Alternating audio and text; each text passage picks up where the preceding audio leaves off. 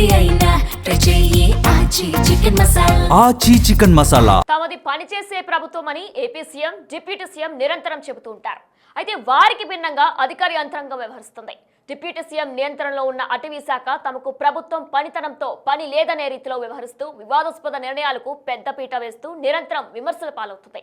ఉమ్మడి చిత్తూరు జిల్లాలో నిన్న క్యాపిటేరియా, నేడు నగర వనంలో వాకర్స్ నుంచి ఫీజు వసూలు చేయాలనే నిర్ణయంతో చివరకు వాకర్స్ ఆందోళనకు దిగాల్సి వచ్చింది. దాంతో అసలు అటవీ శాఖపై ప్రభుత్వానికి పట్టు ఉందా అన్న సందేహాలు వ్యక్తమవుతున్నాయి. డిప్యూటీ సీఎం పవన్ కళ్యాణ్ నేతృత్వంలో ఉన్న అటవీ శాఖ ఉమ్మడి చిత్తూరు జిల్లాలో మాత్రమే అనేక వివాదాస్పద నిర్ణయాలతో ప్రభుత్వ ఆదర్శాలకు తూట్లు పొడుస్తోంది. అక్కడున్న అధికారులు తాము ప్రజలకు జవాబుదారీ కాదనుకుంటున్నారనే చర్చ నడుస్తోందట. దీంతో పాటు స్థానిక ప్రజా ప్రతినిధులకు కనీసం మర్యాద కూడా ఇవ్వటం లేదని కూటమి శ్రేణులు మండిపడుతున్నాయి. 2 సంవత్సరాలుగా అనేక వివాదాలతో అటవీ అధికారులు కొట్టుమిట్టాడుతున్నారు.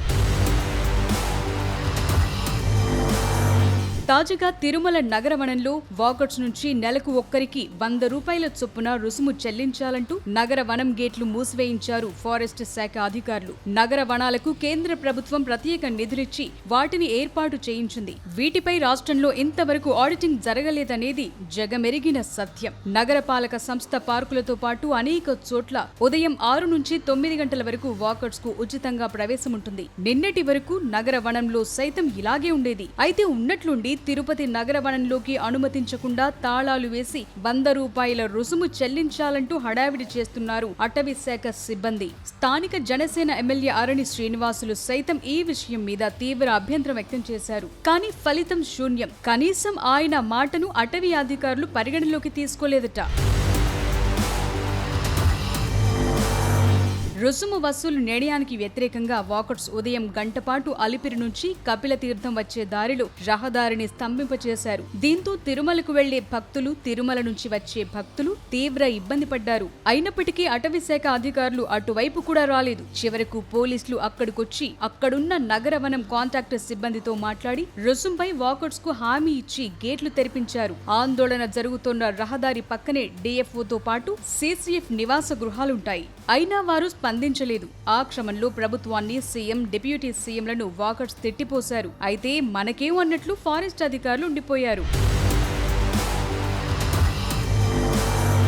నిర్లక్ష్యం, లెక్కలేనితనంతో ఉమ్మడి చిత్తూరు జిల్లాలో అటవీ శాఖ వ్యవహరిస్తోందని ఫిర్యాదులు వెల్లువెత్తుతున్నాయి. క్షేత్రస్థాయి సిబ్బందిని మార్చకపోవటమే ఇందుకు కారణమంటున్నారు. తిరుమలలోని పాప వినాశనంతో పాటు అలిపిరి నడకదారిలో ఫారెస్ట్ శాఖకు దుకాణాలున్నాయి. పాప వినాశం ప్రాంతంలో అయితే అన్యమతస్థులు దుకాణాలు పెట్టుకుని చివరకు అన్యమత ప్రార్థనలు, వీడియోలు తీసి సోషల్ మీడియాలో పోస్టు చేసిన అటవీ శాఖ అధికారులు స్పందించలేదు. చివరకు హిందూ సంఘాల ఆందోళనతో టీటీడీ ఉన్నతాధికారులు సీరియస్ కావటంతో వాటిని తీసివేశారు. అదే సమయంలో అక్కడున్న దుకాణదారుడు ఏకంగా పాప వినాశంలోని అమ్మవారి ఆలయానికి సంబంధించిన బోర్డును తొలగించారు. దీంతో అతని దుకాణం తీసివేయాలని టీటీడీ నిర్ణయిస్తే అతనికి ఫారెస్ట్ శాఖ క్లీన్ చిట్ ఇచ్చిందట.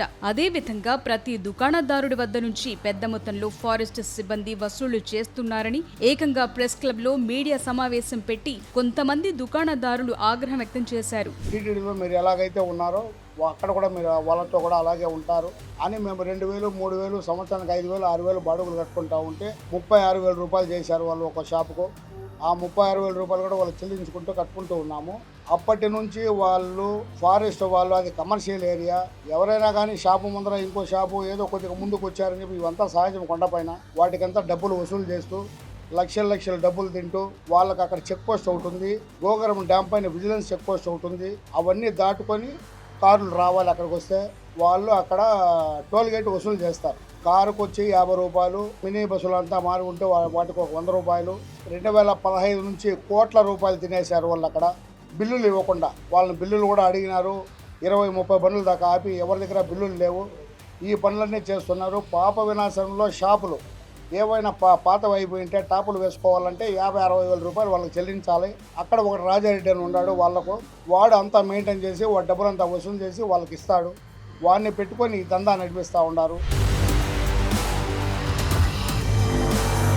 తిరుపతి నగరవనంలో కెఫెటేరియా నిర్మాణం కొరకు అమూల్యమైన చెట్లను నరికివేశారంటూ తిరుపతి వాసులు ఆందోళన చేశారు. ఈ విషయం మీద రాష్ట్ర స్థాయి అధికారులు వచ్చి విచారణ జరిపారు. అయితే వారు ఏం చర్యలు తీసుకున్నారో అర్థం కాని పరిస్థితి. కానీ ఫారెస్ట్ శాఖ మాత్రం ఆందోళన వెనుక ఉన్న టెక్కర్స్ పై వివిధ రకాలుగా కేసులు నమోదు చేసి వేధిస్తోందట. ఈ విధంగా ప్రజల్లో ఫారెస్ట్ శాఖ ప్రభుత్వ స్థాయిని దిగజార్చే విధంగా వ్యవహరిస్తోందని ఆరోపణలున్నాయి. మరోవైపు ఉమ్మడి చిత్తూరు జిల్లా వ్యాప్తంగా కూడా ఫారెస్ట్ అధికారుల తీరుతూ గ్రామీణ రైతులు అనేక ఇబ్బందులు పడుతున్నారు. ఏనుగులు, వన్యప్రాణులు నిరంతరం పంట పొలాలపై దాడులు చేస్తున్నాయి, రైతులను చంపివేస్తున్నాయి. గతేడాది 10 మందికి పైగా మరణించారు. వీరిలో సీఎం స్వంత పంచాయతీ నారావారిపల్లి ఉప సర్పంచ్ రాకేష్ చౌదరి కూడా ఉన్నారు. పలమనేరు, చిత్తూరుల్లో అయితే నగరాల్లోకి కూడా ఏనుగులొస్తున్నాయి. వీటిని అడవుల్లోకి తరలించడానికి ప్రత్యేక చర్యలు తీసుకుంటున్నామని చెప్తున్నప్పటికీ ఫలితం శూన్యం. కుంకి ఏనుగులను సమర్థవంతంగా వినియోగించుకోవటంలో ఫారెస్ట్ శాఖ నిర్లక్ష్యం వహిస్తోందని గ్రామస్తులు ఆగ్రహం వ్యక్తం చేస్తున్నారు. అయితే అధికారులు మాత్రం వన్యప్రాణులు అనవసరంగా దాడులు చేయవని చెప్తుండటం గమనార్హం. జీవకోన కానీ లేకపోతే మన ఎస్వి క్యాంపస్లో కానీ ఏది చూసినా కూడా అది కనిపించడం జరుగుతుంది. ఇది సీజనల్గా ఉంటుంది. ఏంటంటే అవి టెరిటోరియల్ యానిమల్స్. అవి ఫర్ ఎగ్జాంపుల్ లెపర్డ్ తీసుకున్నట్లయితే కనుక ఒక 20 స్క్వేర్ కిలోమీటర్స్ ఏరియాలో అవి తిరుగుతూ ఉంటాయి. తిరుగుతూ ఉన్నప్పుడు బ్రీడింగ్ సీజన్లో పిల్లలు పెట్టిన టైంలో ఆ టైంలో అవి ఒక ప్రాంతానికి రావడం జరుగుతుంది. వాటికి కావాల్సిన ఆహారాన్ని సాధారణంగా తీసుకుంటాయి. జనరల్గా ఈ లెపర్డ్ని చూసినట్లయితే కనుక అది ఒక 50 to 80 kg యానిమల్. అది ఎప్పుడు కూడా దానికన్నా తక్కువ బరువు ఉన్నటువంటి ఒక ప్రే దాన్ని మాత్రమే చంపాలని చూసిన తప్పించి అంతకన్నా హైట్ ఒక లెపర్డ్ హైట్ చూసినట్లయితే కనుక 2 feet to 2.5 feet హైట్ ఉంటుంది. అంతకన్నా హైట్ ఉండదు. అంతకన్నా హైట్ ఉన్న యానిమల్స్ని చూడదు ఎప్పుడు కూడా. అంటే మనం అంతకన్నా హైట్ ఉన్నాం, మనుషులందరం కూడా దానికన్నా హైట్ ఉన్నాం కదా ఎప్పుడు చూడదు. అలాగే ఒక బర్రె చూసుకున్నట్లయితే కనుక 3-4 అడుగులు హైట్ ఉంటుంది. ఆ హైట్ ఉన్న యానిమల్ని కూడా చూడదు. అంతకన్నా చిన్న హైట్ ఉన్నటువంటి యానిమల్స్ మాత్రమే దాన్ని ఆహారంగా చూడాలని తీసుకోవడానికి చూస్తుంది. కుక్కల్ని లేకపోతే పందులని, అంతకన్నా చిన్న యానిమల్స్ని వాటి మీద మాత్రమే దాడి చేస్తుంది. అది మనము కొంచెం అవగాహన పెంచుకోవాలి.